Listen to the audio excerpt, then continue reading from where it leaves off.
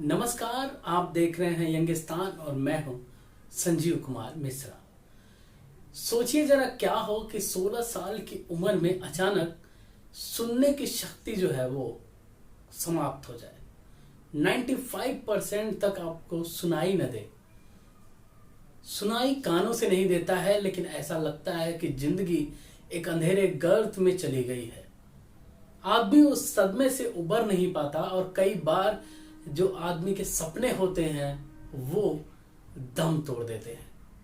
लेकिन यही तो फर्क होता है एक आम आदमी में और फाइटर में। फाइटर वही नहीं जो मैदान में जाके पंच मारे। फाइटर वो है जो असल लाइफ में कभी हार नहीं मानता। जो भी परिस्थितियां हो, जो भी माहौल हो, उसी के अनुरूप खुद को ढाल के लड़ाई लड़ता है और आगे बढ़ता है, सफल होता है। तो आज कहानी होगी सक्सेस स्टोरी में सौम्या शर्मा की। जी हाँ, सौम्या शर्मा दिल्ली की रहने वाली है। पढ़ाई लिखाई यहीं से हुई। उसके बाद ला यूनिवर्सिटी में एडमिशन लिया। जब अंतिम ईयर में थी तो यूपीएससी की तैयारी करने का मन बना लिया। तैयारी शुरू कर दी।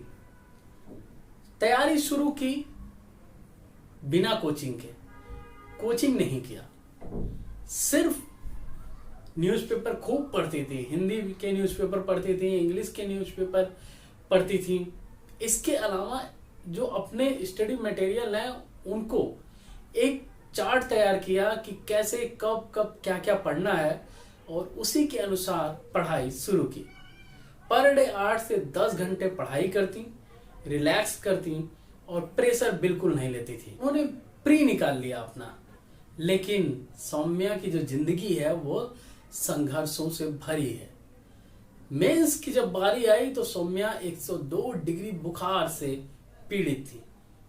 अब आप सोचिए कि दिन में 3 बार ड्रिप चढ़वाना पड़ता था, लेकिन बावजूद इसके सौम्या ने कभी हार नहीं मानी और वो एग्जाम दी। उस दौरान पढ़ाई भी करती थी। अब वो 102 डिग्री बुखार में आप कल्पना कीजिए कि एक दिन का हो तो समझ में आता भी है कैसे वो पूरा एक लंबा पीरियड उन्होंने गुजारा होगा। लेकिन सौम्या सफल भी हुई और ऑल इंडिया रैंक जो इनकी थी वो आप सुन के आश्चर्यचकित होंगे, 9th रैंक थी, यानी 9वीं रैंक थी इनकी ऑल इंडिया में। तो अब आप अंदाजा लगाइए कि सौम्या किस लेवल की संघर्ष करके, कहते हैं ना कि तपती भट्टी जो होता है, सोना जो है उसको तपती भट्टी में ही पिघलाया जाता है।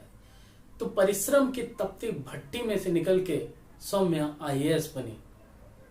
16 साल की उम्र में अचानक एक दिन इनके सुनने की शक्ति चली गई थी।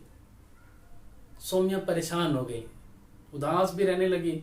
डिप्रेशन भी स्वाभाविक है, आया होगा, क्योंकि अचानक अगर किसी की शक्ति चली जाए सुनने की तो परेशानियां तो आती हैं। सौम्या भी कुछ दिन इससे जूझी, लेकिन फिर इन्होंने एक फैसला लिया। फैसला ये था कि इन परेशानियों से लड़ना है। हियरिंग एड की मदद ली और फिर तैयारी शुरू की। इनके पिता ने काफी हेल्प की इसमें और उसी का नतीजा है कि सौम्या ऑल इंडिया टॉपर हुई, टॉप 10 में आई। 9th रैंक थी इनकी।